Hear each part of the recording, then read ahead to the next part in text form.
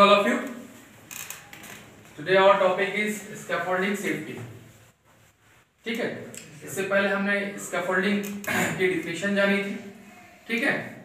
और आज हम बात करेंगे components of scaffolding. Component scaffolding complete होने के बाद में कुछ हम डिस्कशन करेंगे। टैग सिस्टम क्या होता है, yellow tag, green tag, red tag क्या होता है, उसके बारे में बात करेंगे। ये टॉपिक जब कंप्लीट हो जाएगी तो नेक्स्ट वीडियोस में हम लोग हैजार्ड्स और स्कैफोल्डिंग के प्रिकॉशंस को जानेंगे। तो now we are going to first we have to talk about the top rail. तो कंपोनेंट्स क्या होते हैं, कंपोनेंट्स के बारे में जानना है हमें, ठीक है। तो स्कैफोल्डिंग में क्या क्या कंपोनेंट्स लगते हैं जिसकी वजह से स्कैफोल्डिंग का एक्शन रेडी होता है और स्कैफोल्डिंग तैयार होता है काम करने के लिए, मैन और मटेरियल्स के लिए, ठीक है। और ज्यादातर ये कंस्ट्रक्शंस में बहुत ज्यादा यूजेस हैं, ठीक है। स्कैफोल्डिंग के सबसे ज्यादा यूजेस कंस्ट्रक्शंस में है, इंडस्ट्री में भी होते हैं, बट ऑलमोस्ट जो वर्क ज्यादा कंस्ट्रक्शन में इसका यूज किया जाता है गाइस, ठीक है। ये चीज ध्यान में रखिए। तो कंपोनेंट्स ऑफ स्कैफोल्डिंग का हो गया, पहला है टॉप रेल। फर्स्ट हम डिस्कस करेंगे, बात करेंगे टॉप रेल। टॉप रेल को हम हैंड रेल भी कहा जाता है, ठीक है। टॉप रेल आपका ये पोजीशन जो है, ये चीज आपका टॉप रेल हो गया, ठीक है। ये आपको प्रोटेक्ट करता है कि आप गिरे ना ऊंचाई से, ठीक है। कोई भी व्यक्ति गिर सकता है फॉल फ्रॉम स्कैफोल्डिंग, तो इसके एलिवेटेड होता है, क्योंकि एलिवेटेड होता है, ऊंचाई पर होता है, तो यहाँ से कोई भी पर्सन मैन गिरने के चांसेस बहुत ज्यादा होता है, ठीक है। उसका मिड रेल का भी काम आपका होता है to protect the person who is working on scaffolding, जो काम कर रहे हैं उनको प्रोटेक्ट करने का। टो बोर्ड का ये होता है, टो बोर्ड ये हम यहाँ पे इस लगाए हुए होते हैं, ये एक वर्किंग प्लेटफॉर्म होता है, उस जगह हम टो बोर्ड का इस्तेमाल करते हैं। टो बोर्ड में क्या होता है गाइस कि कोई भी इक्विपमेंट्स हो, टूल्स हो, ठीक है, मटेरियल्स हो, वो हमारे पैर से लगकर या बॉडी के किसी पार्ट से, स्ट्रक्चर से लग के नीचे वो इक्विपमेंट्स ना गिरे। यदि कोई इक्विपमेंट्स, कोई भी टूल्स गिरता है नीचे, एग्जांपल के तौर में हैमर है, चेसल्स वगैरह है, छेनी वगैरह जिसे हम कहते हैं, अगर ये किसी के या कोई भी मतलब ठोस पदार्थ हो जिसका वेट हो थोड़ा सा, तो किसी के सर पे गिरेगा, ठीक है, बॉडी के किसी पार्ट से गिरेगा तो इंजर्ड हो जाएगा, उसकी डेथ भी हो सकती है। और हैवी, मतलब ये कह सकते हैं कि हैवी इक्विपमेंट्स गिर सकता है तो उसकी मौत तो होने के चांसेस बहुत ज्यादा बढ़ जाते हैं, ठीक है। तो it could be harm to the workers, ठीक है, हार्मफुल है वर्कर्स के लिए, इसलिए हम टो बोर्ड का इस्तेमाल करते हैं ताकि भी कोई भी हमारे पैर से, हमारे बॉडी के पार्ट से कोई भी इक्विपमेंट्स, टूल्स नीचे फॉल ना हो, गिरे ना। अगला है गाइस स्टैंडर्ड। स्टैंडर्ड ये हमारा स्टैंडर्ड है जो वर्टिकल पोजीशन में है, ठीक है। इसको स्टैंडर्ड पोस्ट भी बोलते हैं। इसमें क्या होता है गाइस, हम इसको बिना लगाए तो हम कोई भी इरेक्शन स्कैफोल्डिंग का कर नहीं कर सकते, कोई निर्माण नहीं कर सकते हैं, और फिर जब स्कैफोल्डिंग रेडी नहीं होगा तो उसको हम काम भी नहीं कर सकते हैं, ठीक है। Without scaffolding if you want to work on worked height, ऊंचाई पे काम करना है तो यू कांट डू दैट, आप नहीं कर सकते हो बिना स्कैफोल्डिंग के। भाई 1.2 मीटर और 2 मीटर अबव जहां भी हाइट्स होती है आपको काम करना है, ठीक है, तो वहां पे आपको जरूरत है स्कैफोल्डिंग की, ठीक है। तो आपका है लेजर। लेजर आपका ये भी आपका स्टैंडर्ड को, लेजर को ज्वाइंट करने का काम करते हैं, एक दूसरे को जोड़ने का कार्य करते हैं, ठीक है। बेस प्लेट है।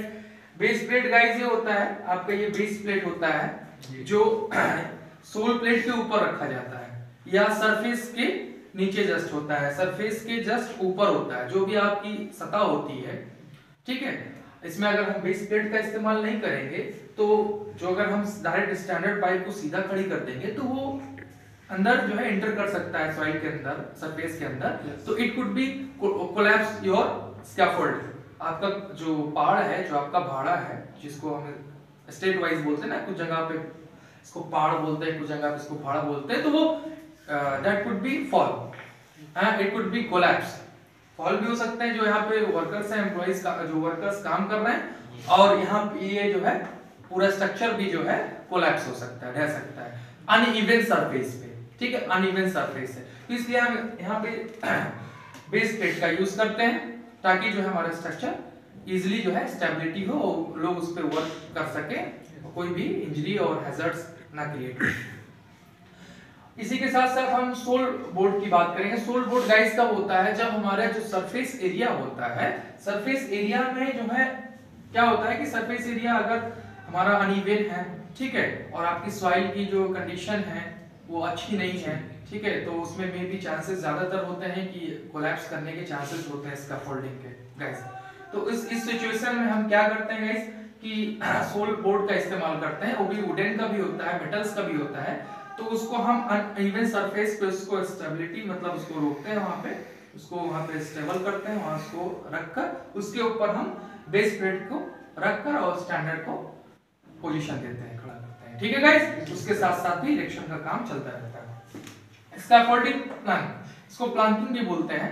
जो प्लेटफॉर्म होता है ये वुडन का भी होता है, लकड़ी का भी होता है गाइस, और मेटल्स का भी होता है। तो इस पे हम स्कैफोल्डिंग प्लांकिंग पे प्लंक पे जो है काम करने के कार्य आता है। जैसे कि आप यहाँ से यहाँ जा सकते हैं, यहाँ से यहाँ, ये जो ये प्लेटफॉर्म है ये लकड़ी का भी हो सकता है, इसको स्कैफोल्डिंग प्लांकिंग प्लंक बोलते हैं।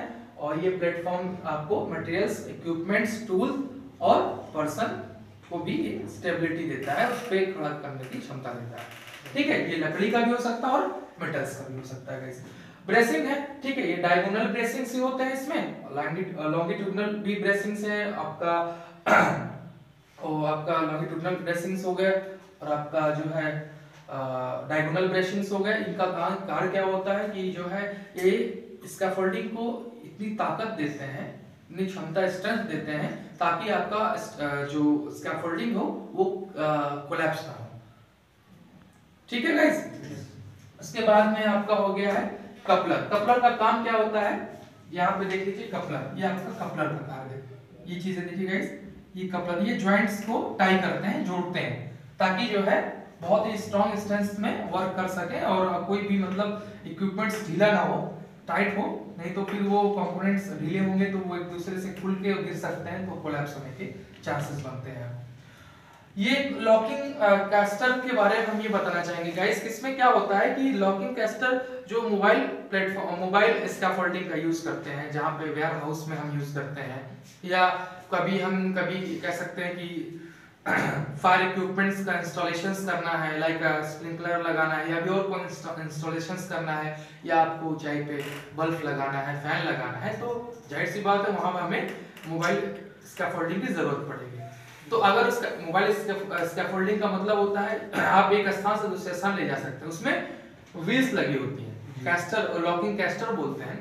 अगर उस व्हील्स को जो है, चक्के को अगर हम लॉक नहीं करेंगे तो ये जो है इट कैन बी मोमेंट हो सकता है, और वो जो उसके ऊपर काम करेंगे वो मे बी गिर सकते हैं, ऊपर से फॉल फ्रॉम हाइट हो सकते हैं, तो वो उनको चोट लग सकती है, इंजरी हो सकती है। तो it is a big hazard, ठीक है गाइस, एक बड़ा हजार्ड से भी है। फिर आपका ट्रांसम हो गया, ट्रांसम आपका ये इक्विपमेंट्स आपको ट्रांसम में हो गया, ये भी सारे इक्विपमेंट्स आपके कंपोनेंट्स में आते हैं गाइस।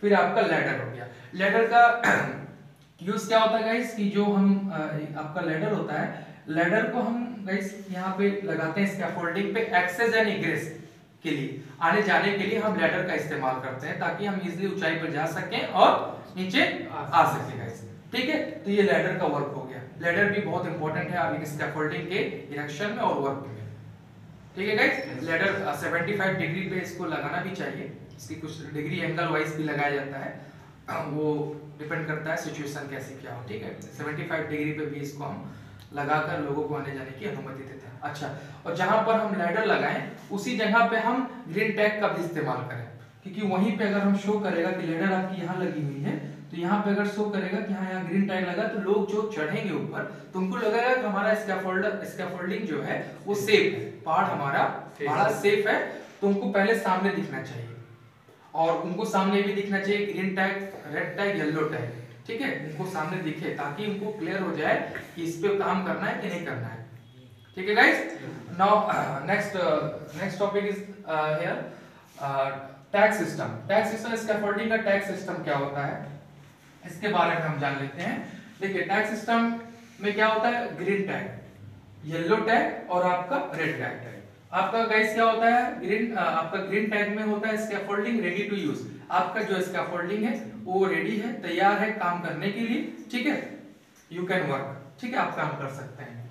येलो टैग में आपको क्या scaffolding under the modification only scaffolder can work, मतलब आप उसमें ये है कि आप काम नहीं कर सकते हैं, जैसे कि कौन अनऑथराइज्ड पर्सन है, ठीक है, और जो कॉम्पिटेंट नहीं है वो इस पे काम नहीं कर सकते, मतलब इसमें कुछ चेंजेस करने हैं, ठीक है, या कोई चीज इसमें कमियां हैं उसको दूर करने के लिए जो स्कैफोल्डर जो कॉम्पिटेंट पर्सन है they can work only, otherwise no one can work, ठीक है, और कोई काम नहीं कर सकता, सिर्फ ऑथराइज्ड पर्सन कैन वर्क, ठीक है, जो स्कैफोल्डर के कॉम्पिटेंट पर्सन है और उसको मॉडिफिकेशन के लिए जो उसमें परिवर्तन या कुछ चेंजेस करने हैं उसके दौरान हम येलो टैग का इस्तेमाल करते हैं, उसमें हम काम 100% काम करने की अनुमति नहीं मिलती है, ठीक है, यदि मिलती भी है तो समझ लीजिए उसमें कुछ सम ऑफ टाइम के लिए आपको अनुमति मिलेगी, अदरवाइज मिलेगी नहीं, क्योंकि इसमें कुछ ना कुछ इश्यूज होते हैं, ठीक है, वो आपको 100% ग्रीन टैग की तरह नहीं होता है, ठीक है,